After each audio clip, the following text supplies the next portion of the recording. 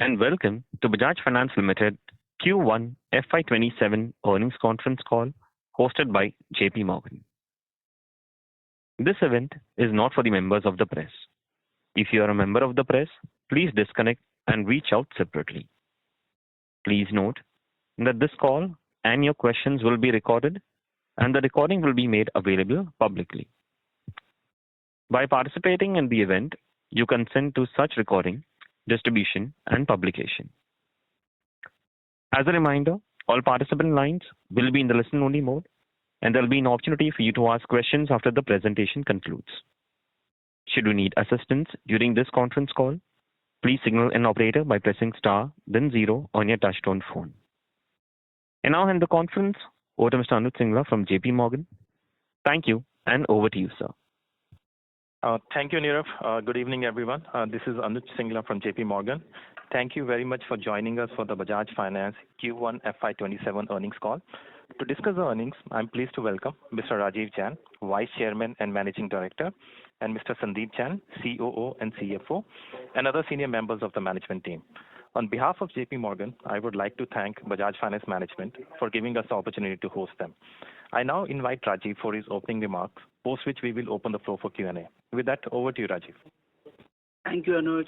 Thank you, JP Morgan team. My apologies to start 4 or 5 minutes late. Unfortunately, Sandeep is not here. There is a bereavement in his family, so he's not here. I was just speaking to him and I told him this is the first time in 19 years since I know that he was not there for AGM. When he was not even CFO, he was always there assisting the CFO. But it was unavoidable. Very good evening. Welcome to, I have the senior management team members, the rest of them are all here. Welcome to BFL Q1 earnings call.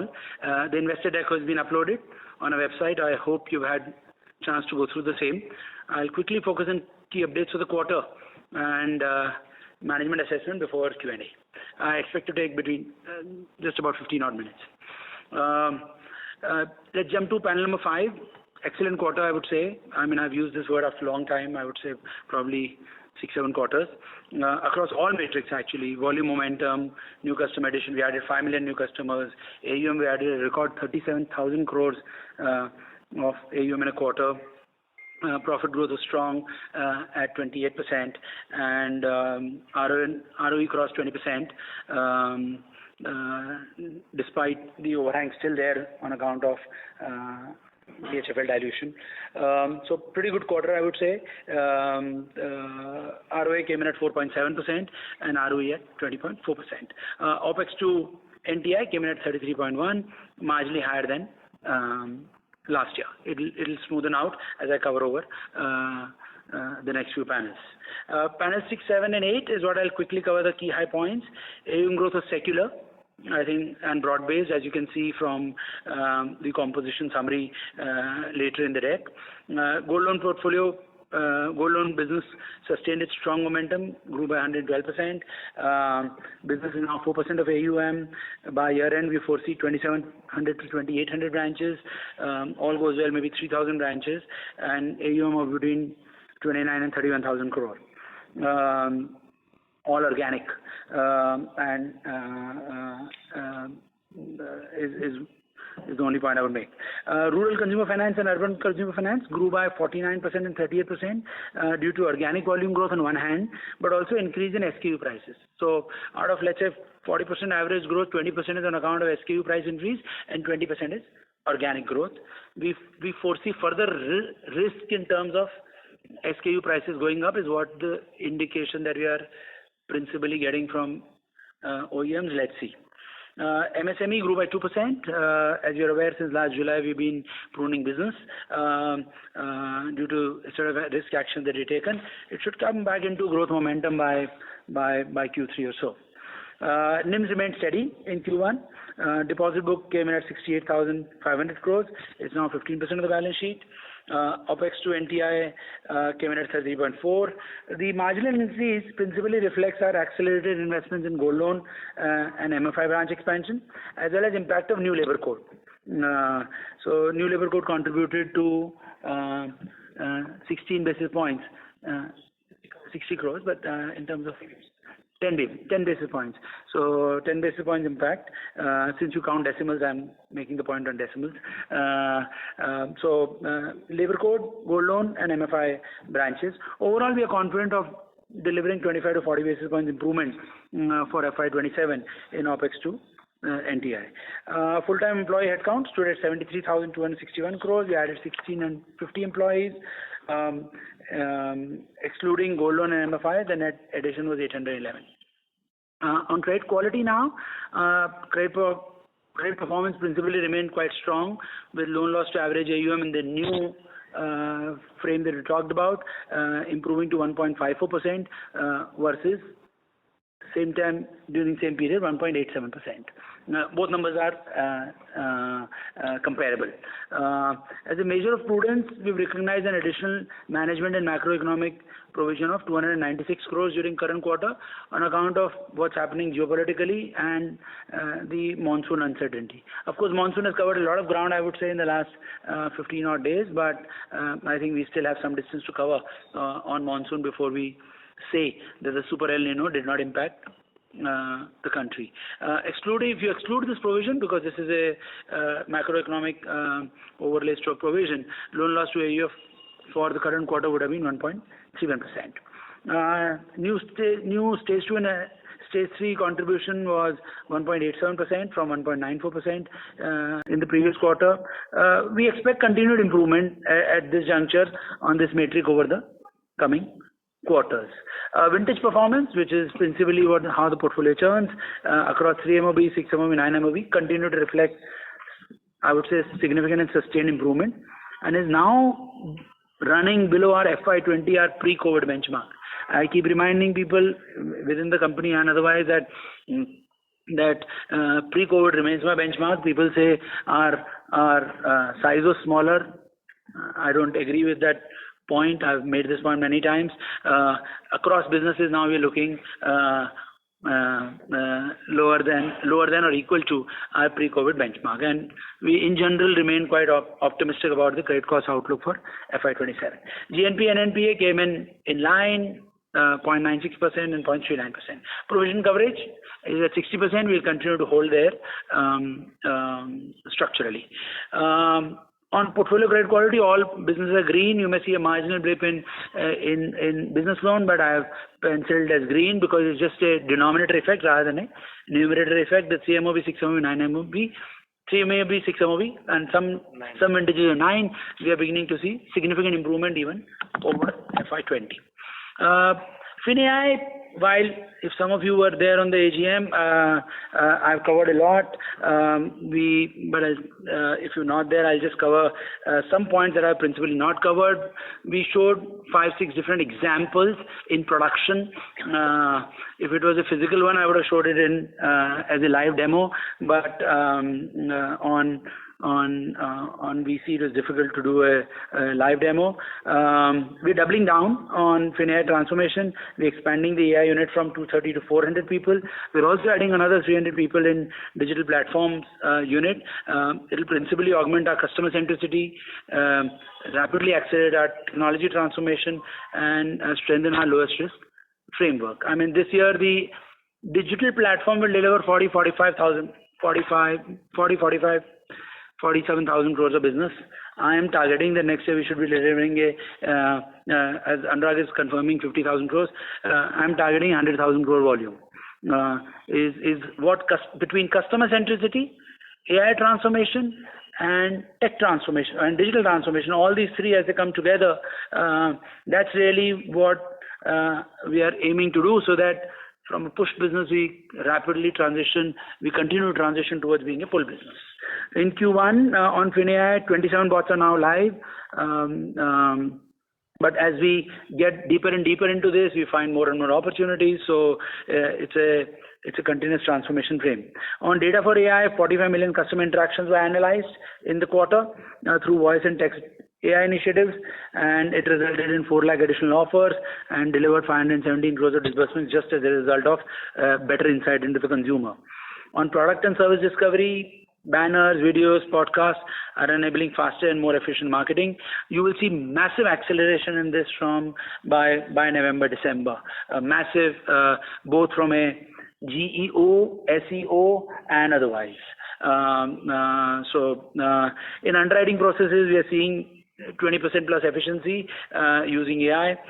On disbursements, AI voice and text bots did 2,500 crores. We will do 12,000 crores in the full year this year. On service, AI bots are now handling 71% of our DIY customer service volumes. 17 agentic applications are now got deployed out of 118, and we'll rapidly accelerate as we get into the year. I'm on panel 13. It's a busy panel.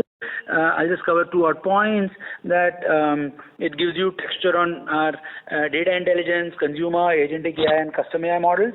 The interesting thing is custom AI model, which is on track to go live in Q2. That should help us for our B2B business generate 500,000 customers that we could not do earlier. It will go live even for the next business will be our B2C business that will go live by October, November. So we're beginning to have confidence to use to build models using AI, which are faster, number one, and gives us insight that our traditional models did not give us. That's on AI, I would say. I would go to subsidiaries. BHFL did its second AGM yesterday. Strong quarter, I would say. Highest ever quarterly AUM addition. Disbursements grew 33%. AUM grew 24%. They continue to remain under pressure on attrition, given the intense competitive activity in the business. Their OPEX to NTI, which they can control, continues to improve. Came in at 19.6% against 21% a year ago. And both their PAT and PBT grew by 23%. ROE improved to 12.5%. Asset quality remained pristine at 29 basis points and NNPA at 12 basis points. BFSL, strong AUM growth. Profit growth was softer at 22%. Company is beginning to mature now, and we have plans to continue to scale the business. To summarize, I would just say and open it up for questions. I would say we began FY27 with reasonably strong momentum. It should lead to accelerating growth. Credit costs that are structurally improving. Of course, I would flag geopolitical tensions as an area to continue to watch for. Monsoon hopefully should be behind us in 30 days if it and continue to maintain strong profitability ratios, which are being reinvested to remain a growth-oriented company. That's from me for the quarter. It's a clean quarter. Shouldn't have questions, but let's do questions. Thank you very much. We'll now begin the question and answer session. Anyone who wishes to ask a question may press star and 1 on their touchtone telephone. If you wish to remove yourself from the question queue, you may press star and 2. Participants are requested to use handsets while asking a question. Ladies and gentlemen, we will wait for a moment while the question queue assembles. The first question is from the line of Abhijit Tibrewal from Motilal Oswal. Please go ahead. Yeah, good evening, Rajesh sir. Congratulations on an excellent quarter, like you said. So the question is that fact that it was an excellent quarter, despite that, we've not seen any change in your assessment for FY27. Looking at this kind of a growth in the first quarter itself, don't you think this year we can grow at maybe a higher rate? Also drawing from the fact that what you just alluded, business and professional loans should turn from amber to green. You yourself acknowledge that maybe from third quarter we can start growing it. So don't you think this 22 to 24% corridor that we've given for AUM growth can maybe see some upside? And the other thing is on credit costs as well, sir. Starting the year, if I exclude the management overlay and the macro provisions that you've created, credit costs of about 1.3, 1.32 thereabouts. So there also, do you think, I mean, at least the guidance that you've given out of the credit cost, you could get the lower end of that guidance? No, it's a fair question. It's the only question I didn't cover. So it's fair you're asking this. As they say, one swallow doesn't make a summer. We'll wait for one more quarter. I think we see continued momentum. We are a growth-oriented business. We are seeing opportunities. We got to grow. All engines are firing for the firm. Even MSME should be back. We will revise guidance on. Logically, if you look at quarter one, but I would wait for second quarter, whether it's top line, which is AUM, or PBT growth, or ROA or ROE. I've seen we are much better than the guidance that we gave in March. But Abhijit, I would say to all investors, wait for one more quarter, and we sustain it, then we know we are in ready to revise. That's a fair question. Got it, sir. Got it. So just a follow-up on that, you spoke about the ROE and the PBT. So there, I'm just trying to understand this quarter we created about 300 crores in management overlay macro provisions. So, I mean, is the thought process that given that all cylinders are firing, credit cycle is good, utilize it for strengthening the balance sheet, improving the provision covers, and keep ROE in a certain range? Or is the thought that maybe once we are behind some of these things, like you said, monsoons might be behind us in the next 1 month, we don't know about this West Asia war that is going on. Do you think this will be a more constant phenomenon, this macro overlay, or can we see that if the quarter is actually good, credit costs are actually lower, we see them translating into profits? I mean, I would just say quarter at a time, Abhijit. Okay, I'll make one point which is important.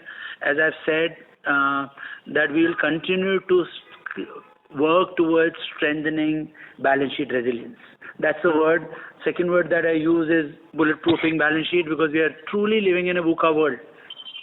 We do not know where is the next crisis coming from. And given our size, scale, complexity, and sheer expectations from various stakeholders, I want to make sure we are one of the most resilient companies in India. And so that's really what the philosophical point is. Give us one more quarter. We will provide greater clarity on guidance for the year and direction of overlay creation. Thanks, Rajesh. And then just the last. Yes, sir. You had something. Yes. इसके बाद किसी को question नहीं पूछेंगे. Nobody will have any other question.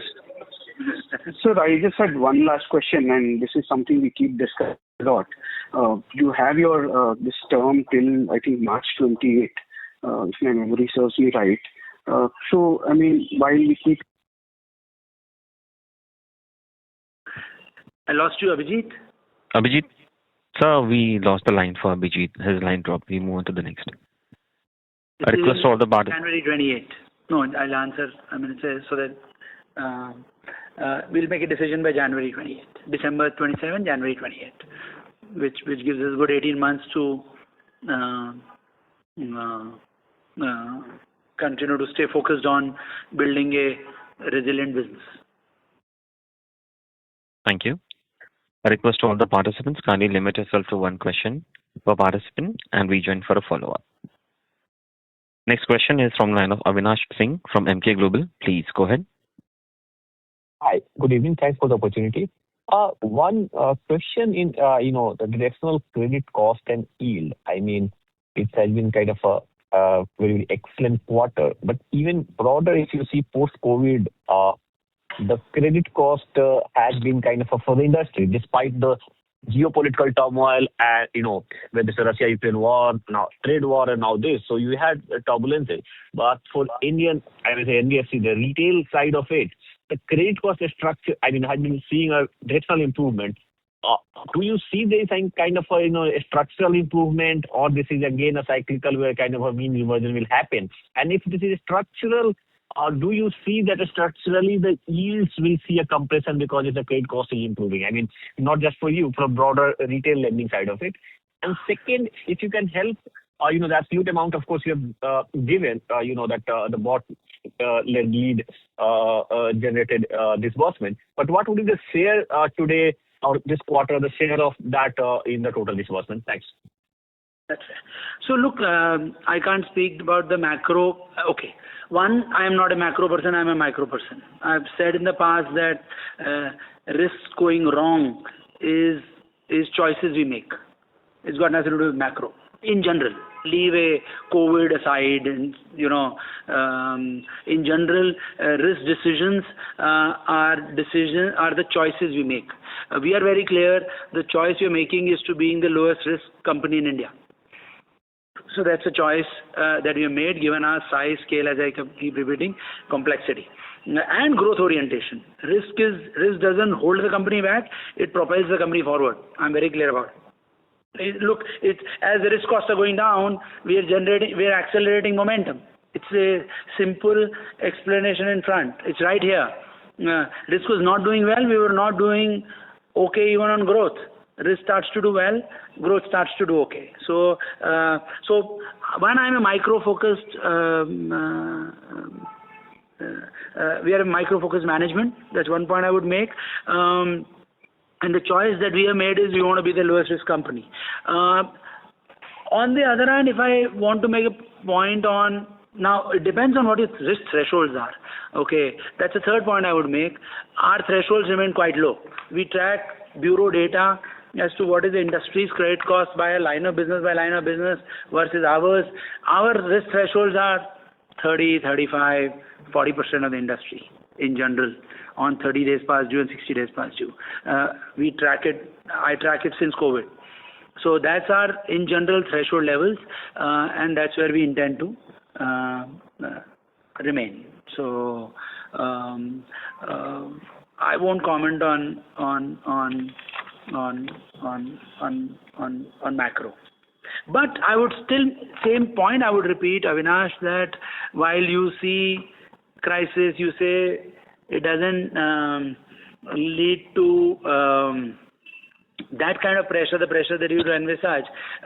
You're not seeing us grey, the speed at which we are greying.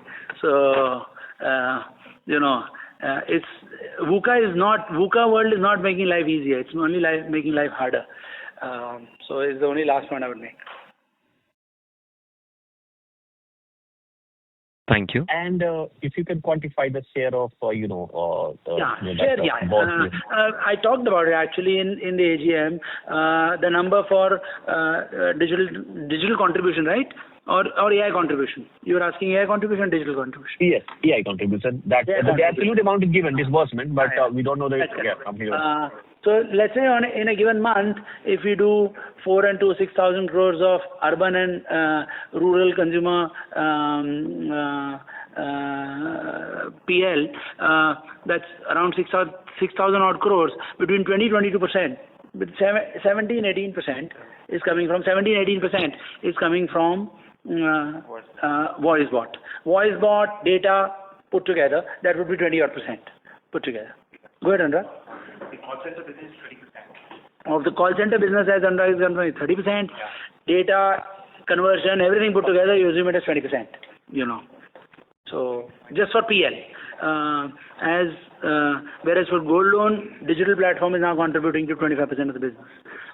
For BL, it's 20 odd percent. So and I'll just make one point which probably I didn't make, that you will see continued integration of digital platform infrastructure and AI infrastructure. You will start to see business by business on our asset AI embeddings emerge. So the same asset will continue to morph into having AI embeddings on one side, I'm talking app and web, and on the other, you will start to see a altogether new consumer AI platform emerge by May, June 27. And that should further accelerate our momentum as a firm. Thank you very much. Avinash, I'll request you to come back for a follow-up. A request to all the participants, kindly limit yourself to one question per participant. Next question is from the line of Shreya Shivani from Nomura. Please go ahead. Yeah, hi. Thank you for the opportunity. I have a question on the cost of fund. The sequential decline has been quite controlled at 5 bps or so, and 4Q was already a it was a decent quarter there. So, if you can help us understand what has been our strategy on how much liquidity we are holding, what will we do for the next 3 quarters for most of the year, and in what direction could this cost of fund? I know it's a volatile year, but if some idea you can give us around there. Second question is on the FinAI bit. Interesting to hear all the digital and AI integration that you're speaking about. But if you can help us understand how will you make sure that the OPEX on the AI bit is under control given all the concerns around the global rising token costs? How much of open source or SLM models are you using in your FinAI bit? Thank you. So just on cost of funds, principal point which I've made many times in the past is that one is our liability maturity is longer than our asset maturity. So just at a philosophical level, that's first point. So that's on a behavioralized basis. I think that's important. Overall cost of funds, the incremental cost of funds has gone up. You would track the fixed income markets. Clearly, one is seeing increase of anywhere between 30, 50, or 60 basis points. Slowly, we do see directionally. West Asia crisis, if it doesn't settle down, it being inflationary. We are watching monsoon. If it doesn't do as well, that could also be inflationary. But again, as I said, those are the two uncertainties that we are principally facing. You've seen stabilization in cost of funds over the last 3 odd quarters now. We had gains in between January last year to September. Since September, it's mostly stabilized. You will see slow creep up from here on as well, I would say. Anand, if you want to comment.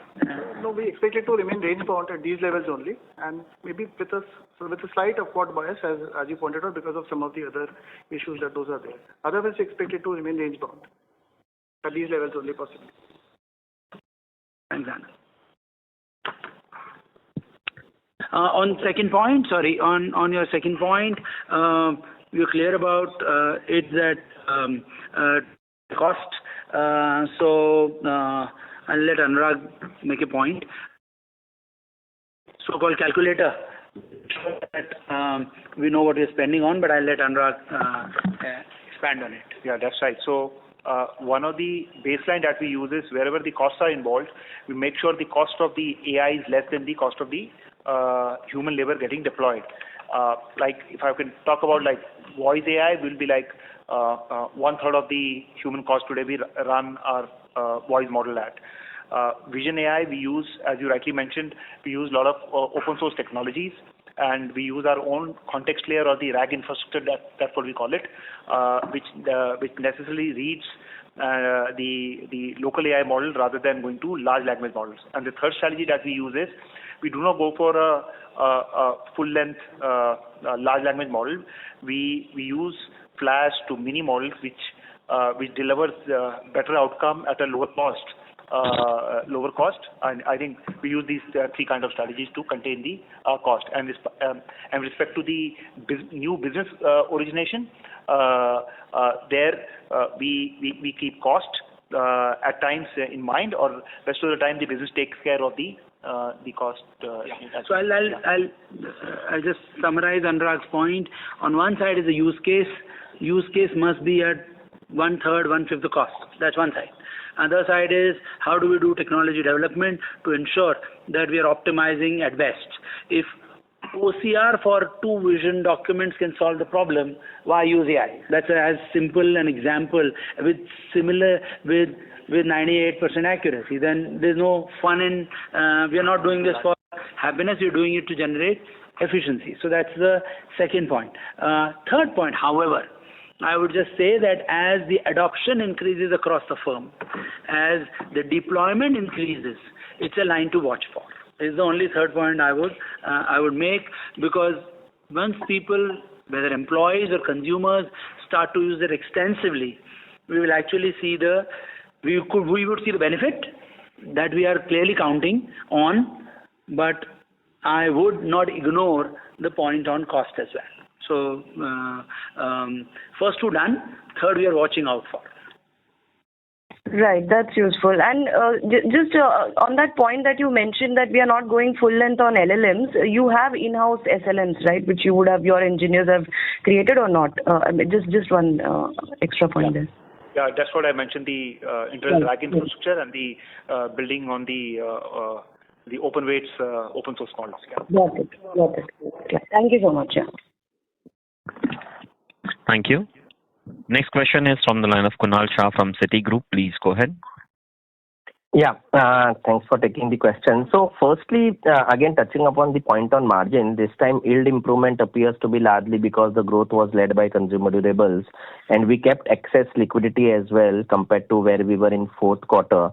So, and we guided for margin moderation in FY27, but are we more comfortable with where the margins stay? Because you mentioned like cost of borrowing should be range bound, and I don't think there would be too much of pressure in terms of the yields currently. So, yeah, how do we look at the margins? Second is again on growth. So, in fact, you indicated the credit quality is much better. In fact, we revised the number of customers which we want to add to the franchise from 15, 17 to almost 18, 20. SQ pricing is going up. So, would it be like still towards the longer term guidance of 23, 25, or you are more comfortable that we can even cross that looking at how things are panning out for us and the balance sheet strengthening point? Yeah, we are already like 2% ECL coverage on the overall AUM when our GS2 plus GS3 itself is 2 odd %. So why still so much of balance sheet strengthening is required? We are almost 100% covered as far as GS2 plus GS3 is concerned. Yeah, so that's, and one last point in terms of the leverage. So on deck 42, you have indicated last time you evaluated the capital raising when leverage was 4.9, and that's marked yellow. We are currently at 4.9. So any plans out there, or we are still comfortable with our capital adequacy? Yeah. Okay. I'll go in the reverse. Kunal, as I said to Abhijit, just give us one more quarter. Second quarter goes well, we'll revise our guidance on some of the metrics that we've given a management assessment on. It's unfair to give a guidance based on one quarter performance. That's one. Two, you are looking at the numerator of my provisions. I'm looking at the denominator, which is that we'll have 6,30,000 to 6,50,000 crores of balance sheet. We want to make sure that we are really solid. Is the only point I would belabor again on. Third, capital raising, we are at 21% at this point in time. We still have to dilute BHFL. We are at 86.7%. We have to go down to 75 while we have time, and we are in no hurry. First port of call most likely will be BHFL dilution, and then if our growth momentum continues to accelerate, then think about capital raise. At this point in time, I do foresee in general that our profit growth in general from a resilience standpoint should be faster than the balance sheet growth. That's the best way to build balance sheet resiliency, is the way I think about it.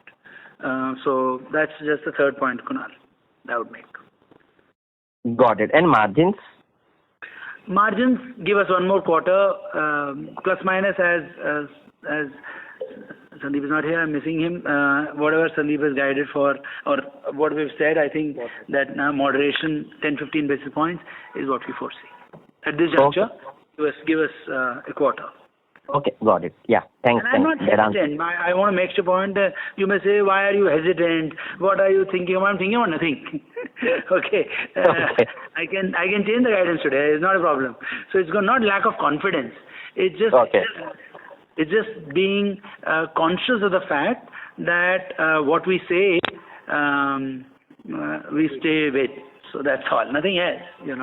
So. That's all.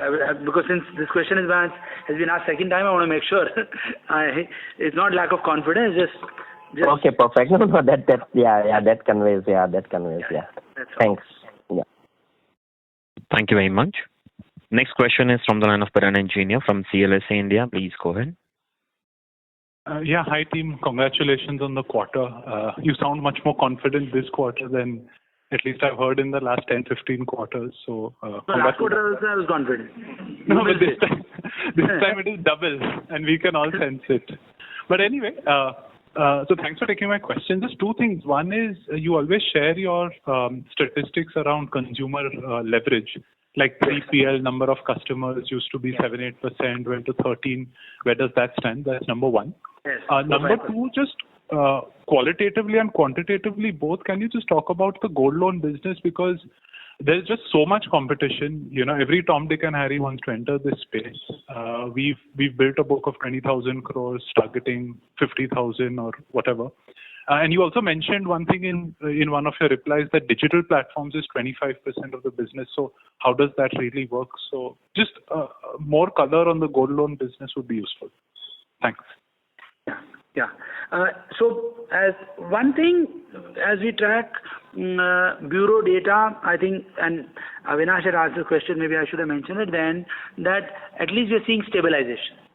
Okay. So leverage levels overall not going up at a 2% level.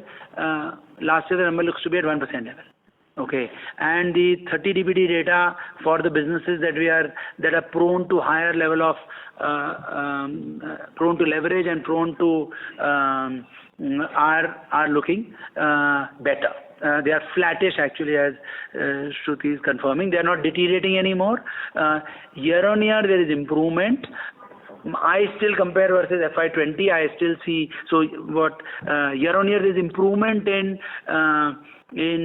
we track BL portfolios, we track PL portfolios, we track professional loans portfolio. Year on year, all three, when we take bureau data versus our data, we are seeing improvement across the board in bureau data and of course our data. So that's one point. Level of leverage versus 2%, the number is looking like 1% for last year. Increase. 41% is, I think, what the number is looking like. So that's second point. What is 2%? I didn't understand that. 41% consumer debt to GDP, what we track, the number has. Consumer debt is, okay. Yeah. Okay. So that number was growing by 2% a year. That number was growing by 2% a year for the last 4 years. Last year it grew by 1% is what my latest understanding is. So there are two parts I'm discussing. One is bureau data. Okay. Bureau data is showing in unsecured businesses YY improvement. And of course, we are showing improvement. As I made a point to Avinash, my thresholds are 40% of the industry. So I must just make that point at a micro level on our behalf. So that's one part which is bureau data. The second part is consumer debt as a percentage of GDP. The number as of March 31, number is looking to be 40. Just give me 1 minute. Piran, I'll come back on that on the second point. Now coming to gold loan until they fetch that number. On gold loan, look, we are in the business for the last 6-7 years. Okay, we took our time cracking it. We principally cracked it in 20. SBI is the business in 22 November. 23 November virtually. We converted the business into a company within a company. And since then, I would say we have not looked back. It's principally focused on strategy is very simple, Piran. One, this business is a network expansion business. Doesn't happen through the main branches of the company. Happens through standalone gold loan branches, as we call them. Okay, we've tried out of 1,700 branches that we have today. Only 80 are integrated branches. Rest 70, and they are courtesy. Legacy prior to 23. Since then, we are very clear. It's network expansion, process excellence, and these are the only two principal points. We are right now adding 110 new branches a month. Okay, should take us to 2,800 branches. 2,800 branches should mean, from a capacity standpoint in our assessment, to deliver a peak outcome at maturity, a 14 crore per branch number. That's a 38,000 crore capacity. We think in the current year we'll deliver between 29 to 31,000 crore AUM. 25% of the business comes through digital platform. That's our principal moat to the. So this 25, like an open market customer can also come through the digital platform or primarily? Of course. Actually, this is a question that is asked, that how many are ETB and how many are NTB on the app. Anurag has just stepped out.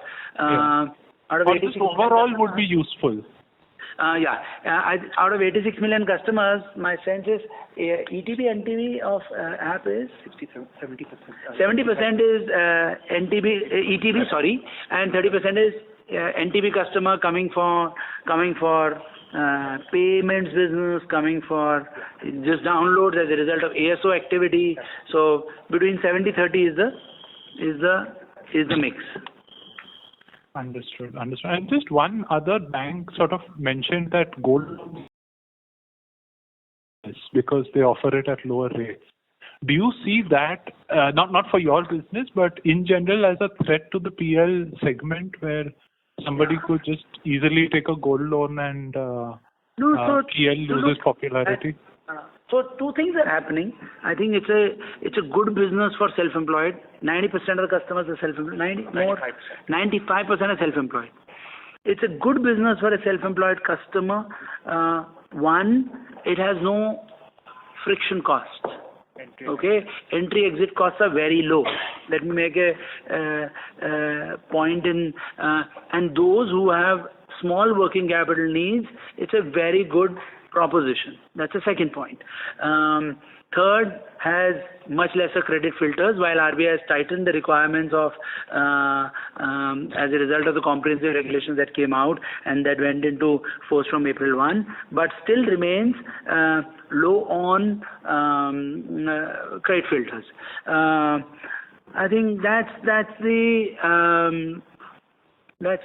expanding the funnel rather than. And last point, look at, it's right now at 4,000, 4,100 gold is.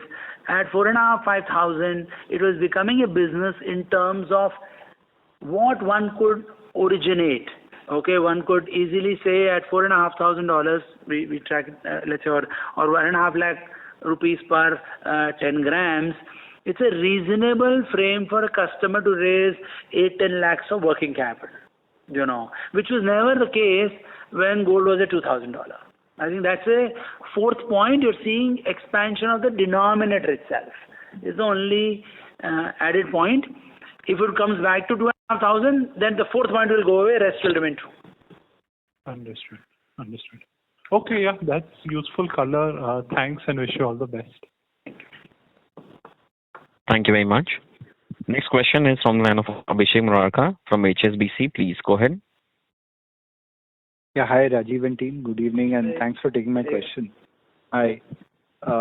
So one question is on your comment that you saw a 20% YOY growth in SKUs in I think consumer B2B as in so now one of the components which is smartphone sales that is not seen much growth, right, on a YOY basis. So what are the SKUs which are compensating? If you can give some color on how you got 20% growth. I mean, something would have substituted for smartphones, etc. Phones ही बिक रहे हैं भाई और कुछ नहीं बिक रहा. Phones ही बिक रहे हैं. But I'll let Manish comment. So hi, yeah, you're right. So if you look at it from an industry point of view, and we all look at the same report, which is the Counterpoint report, which Vijay talks about that the shipments of the smartphones in India have declined by almost 13 to 15% in the last quarter. Right. But we continue to register very good growth in terms of smartphones in the range of approximately 20-23%. And on top of it is obviously the increase in the ATS. The ATS or the ticket size between last year to this year, if I talk about the month of July, is about close to 30 to 33% higher versus last year. So there are 2 points. One contributed by Apple, another contributed by. So it's actually a combination of both. Yes, as Rajiv is pointing out, that we see a 33-35% higher increase in ticket size because one is the contribution of Apple to our overall sale has increased vis-a-vis last year, and apart from that, for every manufacturer, the ATS itself has also increased from last year to this year. So it's a combination of both these two things for us. At an overall level, we see about between a 30 to 33% increase in the ticket size of smartphone. On the other appliances and all, the ticket size is actually almost flat. So if you basically talk about air conditioner, etc., that's also a result of the GST decrease that happened. So basically the air conditioner saw a GST decrease by 10%, which has now got made up because of the increase in commodity prices, etc. So the air conditioner and the panel prices or the washing machine prices are almost flat versus last year. So primarily it's just a penetration thing, smartphones, so you're sort of bucking the trend in the overall industry just because you're improving penetration. Yes, that's right. The affordability penetration, and we continue to mine deeper and deeper into a customer franchise, and therefore both from franchise and distribution, that combination gives us a higher penetration of the overall attach rates. Since you made this point, Abhishek, I'll just add a dimension, as I've said, and I should have probably captured it, that, we looked at distribution and we said, as you've seen over the last 7-8 quarters, our branch expansion, non-gold loan and MFI is either flat or going down actually. And because when we look at India from the top, we think we are covered. We said, I don't think, or we do not think it's covered. So we're doing bottoms of work. We've done bottoms of work after, I would say, 2 odd years. Now, we are very clear, 4 to 5% distribution expansion we'll continue to do. If India opportunity is real, we've got to continue to do plumbing. We've now identified 160 odd branches so far that will open in the current year. And it's a ongoing continuous work. We will add 170 to 250 odd branches every year as a firm. Which have material outcomes on a 2 to 3 year forward basis. Understood. And can you also comment on, by the way, thanks for that color, that was very interesting, and thanks can you comment on this PL, competitive intensity in personal loans and also in MSME? When do you see disbursements growth picking up? You said AUM start improving in from 3Q. So are you already seeing disbursements growth pick up over there? So some color on these two fronts. Thanks a lot. Competitive intensity is a way of life for every line of business. I am competing, and that's now for 3-4 years. It's nothing new. I think so. It's now we're used to it across every line of business. And it's not one competitor, it's 5-6 competitors. Actually, one has to look at competitors as PSU banks, private banks, non-banks. All three are competing. So, but I'll make an important point, that's where the franchise value frame will come in. And that's where, let me connect one last dot, what we are doing on customer centricity, digital transformation and AI will ensure that our cost of originating a new customer, cost of managing a customer, cost of cross-sell, and cost of credit. As we mine more and more and more, and the example that Manish gave, we just keep doing that. I think I said in the last quarter that the color of the balance sheet in 3 odd years could change. And I'm going to look lower, OPEX could look lower, credit cost could look lower. I made the point in 4th quarter. It'll take us 2-3 years to get there, but that's where the direction will eventually go to at 200 million customers. And ETB contribution is now 63%. As Manish is saying, confirming, ETB contribution is? Is now 63%, and it used to be in the range of close to about 60%. Yeah. So that will lead to lower credit cost only. 3% movement and 16 million loans will lead to lower credit cost. It's given, actually. Sure. Got it. Thank you, Rajiv, and all the best. Thank you. I request all the participants, kindly limit yourself to 1 question per participant. Next question is... No questions this time. Next question is from Bharat C. Shah from BCS Capital Ideas. Please go ahead. Hello, Bharat bhai. Good evening. Yeah, hi, Rajiv. First of all, just a comment. I was so glad to hear your comment that you as an individual leader and Bajaj Finance as a firm is deeply focused on micro rather than take refuge in macros. Our investing world is having too many people who look at macros. So I feel very safe when you say that you and the firm are deeply focused on micro. So that really gladdened my heart to hear that. Also, in terms of the performance, I think finally the symphony seems to be playing out, where all notes have been struck well, and I think the final output is being sweet, and I hope that this is now going to amplify itself. So just one question. And probably you might regard that as a being bit of a greedy question. At 20.5 ROE and about 4.7% ROA, I feel with the deep AI commitment that we have made, much like very early, we were technology savvy and we were digital savvy. And in AI, as I see, clearly we have taken a lead in the lending industry. Therefore, that should have deep implication over a period of time in terms of our business velocity, cost, credit quality, as well as OPEX containment. Can we think of, or when do we think of ROE touching about 24% and ROEs going beyond 5%? I'm mindful of the fact that Bajaj Housing Finance business is a low ROA and low ROE and would continue to remain within a certain boundary.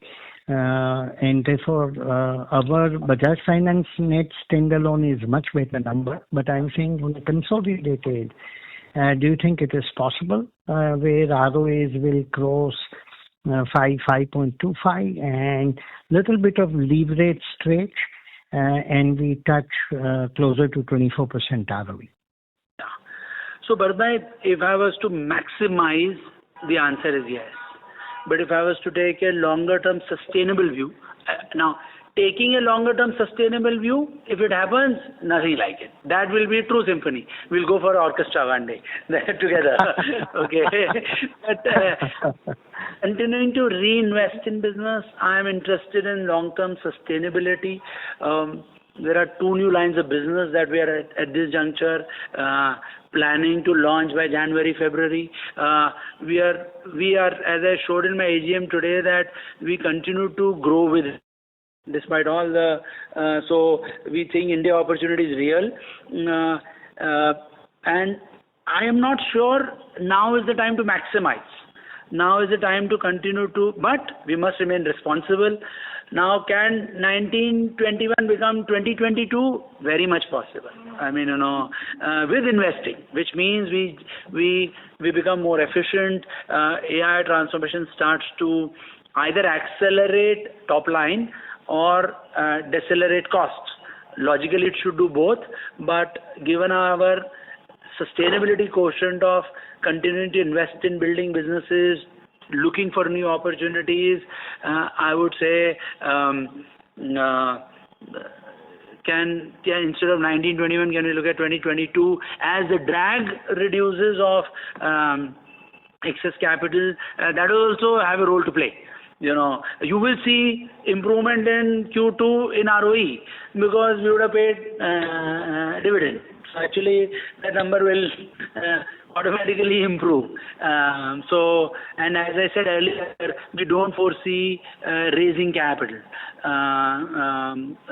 So I hope I'm not trying to avoid your question. I'm not trying to avoid a number. I'm not one of those. I'm just saying. I'm just saying. You're a well-wisher. You should wish that we are getting to 10 lakh crore with the same sustainability and profitability metrics, which is really what I've shown today in AGM. That and I believe. I mean, even I used to have doubts in my mind that is it possible that 6 lakh crore pe same ratios will hold. They're holding. Now I have no doubt that even at 10 or 12 they'll hold. We have crossed that point where we should even evaluate that it leads to lower, that higher scale would lead to dilution. So I hope I have tried to. No, absolutely.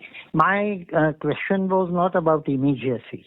I was talking of a runway of 3 to 4 years, where 20.5 touching, hopefully 0.5%, 0.75% every year to say somewhere around 23, 24% over 3 to 4 year time frame. No, let me connect this to strategy for a moment, and I think it's important as a point. We deliver customer centricity, and people think I am making a good to make point. If my cost of originating customer goes down, it will dilute NIM marginally because I'm doing more with my customer.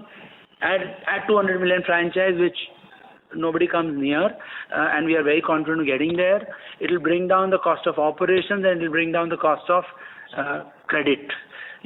So that customer centricity is central to the strategy of us delivering that frame. Now, whether that number is 22 or whatever, that I don't know. But it is so strategic. I spend virtually 3/4 of a day in a month on customer centricity. We've created a dedicated unit in the company. We are thinking of new products in the company for the first time. I can't think of lending companies around the world who would have design thinking units. We've set up 10 design thinking units in the company because as we're thinking of customer centricity, we are saying products the way they look today may not look that way tomorrow. So we are investing in areas that are not logical, that have not been normal to us as well. Investing in customer centricity units, investing in design thinking units. These are all longer term initiatives, let me tell you. I mean, we are doing primary research in that unit. We are doing secondary research. I've worked for 33 years. We've never done research. It doesn't come normally to bankers to do research. So we are shaping the company, Bharat, and to all investors, I would say, in a little different way. It's a reasonable work in progress. Whether AI transformation on one side, design thinking on the other, customer centricity on the other, all this comes together to symphony. That's what we are working for. So I can tell you my efforts and my actions, and number is an outcome. Thank you very much. Ladies and gentlemen, we will take that as the last question. I would now like to hand the conference over to the management for closing comments. Good night. Thank you so much. Thank you. Thank you for all your questions. Thank you so much. Good night. Thank you very much. On behalf of JP Morgan, that concludes this conference. Thank you all for joining us, and you may now disconnect your lines. Thank you.